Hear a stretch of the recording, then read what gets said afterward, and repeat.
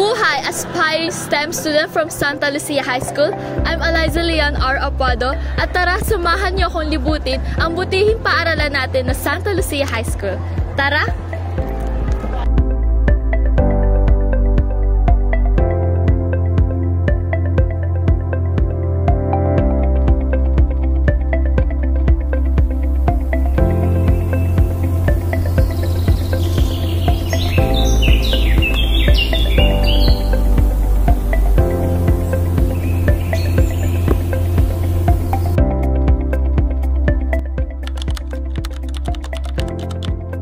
Narito ang ating senior high school building kung saan makikita natin ang ating senior high school court na marami naglalaro mga estudyante. Tara! Ngayon, narito tayo sa isang lugar na kung saan nga may masarap ay dapat binabalik-balikan. Ang lugar na puno ng grasya, kantin ng Santa Lucia. Ngayon, kasama natin si ate na matagal na nagsisilbi sa kanting ito. Ate, mag-hi ka na sa camera. Hi! Anong po pangalan niyo po, ate? Ako po si Nanay Joan.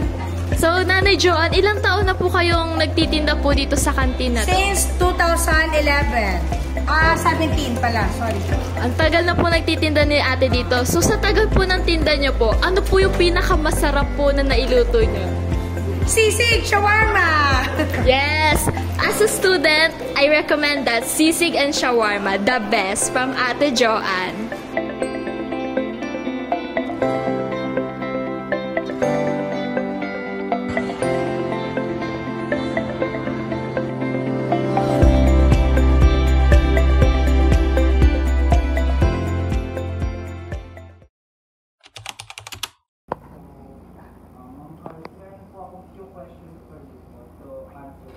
Yung first question po is, kailan po nagsimula yung STEM strand po? Here in Santa Lucia, STEM strand started way back 2018. Kasi it's not really the original strand. It started here in Santa Lucia. So it was like after the implementation of the K-12, it took 2 years before STEM started to be offered. So yung second question po namin is, bakit nyo po na-implementa yung STEM strand po sa Santa Lucia? I guess the clamor of the students in the junior high school that they are interested to take STEM, and with the availability of the laboratory, so the principal that time, Sir Richard Santos, decided to offer STEM strand. Yung last po na question namin is, paano po nakakatulong ang pag-i-implementa ng STEM strand po sa mga students po?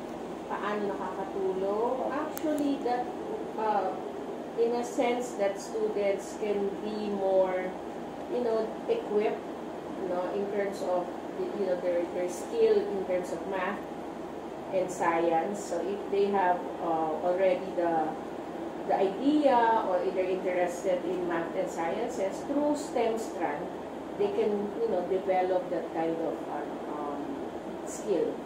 So thank you. I'm Kurt Russell Camposano, and I'm with Pauljan de la Cruz, advisor of grade 12 STEM. So here, sir, I have a few questions for you. Yung unang question po is, what are your experiences under STEM strand? Experiences under STEM strand. My experience between the students of STEM strand is madali sila kausap. Pag binigyan mo sila ng activities, is ginagawa nila on time, and they make it more special. If you give them simple activities, mas pinapaganda pa nila. Pinapaganda pa nila. The second question po is, when did you start teaching in STEM? Started teaching in STEM, grade 11 and grade 12 is year 2022. Unang pasok ko dito sa Santa Lucia High School is I handle the STEM students up to now. So yung pangatlo po is, how do you manage students who struggle in your subject? How do I manage them? I keep them motivated kung ano man yung pagkukulang nila, saan sila banda nahihirapan, is ina-explain ko pa sa kanila ng mas mabuti, ano yung mga bagay na mas makapapadali sila, paano ito gawin. Simple as that. So yung last question po is, what are the advices you can give to students who are pursuing STEM strand? My advice to them, lalo na academics yan, is kung ano yung effort na pinapakita nila ngayon, is doblehin pa nila. At kung ano man pa yung mga kailangan nila is they need to seek advice. Dito lang naman din kami mga advisors and teachers lalo na sa I'm Kurt Russell Camposano and I'm with Ronyo Licisel Jesus, and I'm currently the club president of Katangkay Club. So as a leader of Katangkay Club and also a student under the STEM strands, why do you choose STEM? So I chose STEM since this strand is aligned with the course I want to pursue in the future. Like for example, they introduce or expose some student to a certain field. Like for example, yung mga architecture na gusto mag-pursue, yung mga student na gusto mag-pursue ng architecture, they want STEM strand introduce or expose them with the field similar with in architecture field. So, ayun. So another question is, what are the common experiences you have encountered in STEM strand? Experiences I've encountered in STEM strand is yung mga active events, like for example yung STEM day. Hindi siya, ayun, isa siya sa core memory in this strand since nagkakaroon ka ng interaction with other STEM students and na-fulfill mo yung duties mo as a student din. Yun, and nakakilala ka ng mga ibang student. So thank you for your wonderful answer for our questions. So I'm Kurt Russell Camposano and I'm with Jasper Clark Bula from grade 12 STEM 3. So today I have a few questions for you. So why do you choose STEM strand? I chose STEM because it aligns with the course that I'll be taking in college, which is BSc Nursing.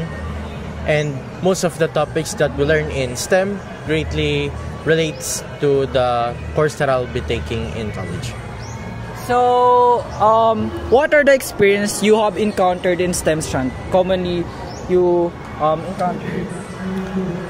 Most of the things that I've encountered are group works, which builds the my skills in communicating with other people and building a sense of unity with them, and as well as having the responsible of being a student that also needs to achieve something great, because STEM is a strand that has a high, a high expectations from other people.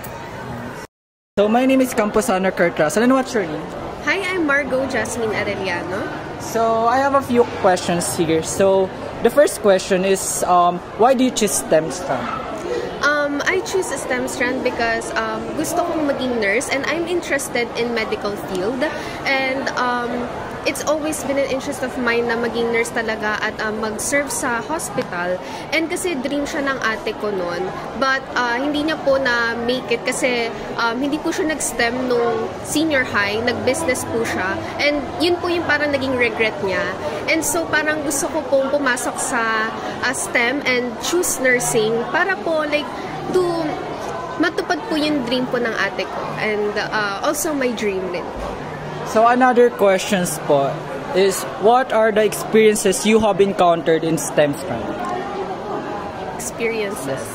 I have a lot of good experiences here in this strand po talaga, like yung mga events, and then marami talagang collaboration in this strand talaga. And even though yung mga subjects is mahihirap, pero it really teaches you to think critically, and it also a lot of socializing, and marami siya sa akin tinuro, and then those experiences really adds on my talents and skills, and yun. So thank you po for your answer. So that's all.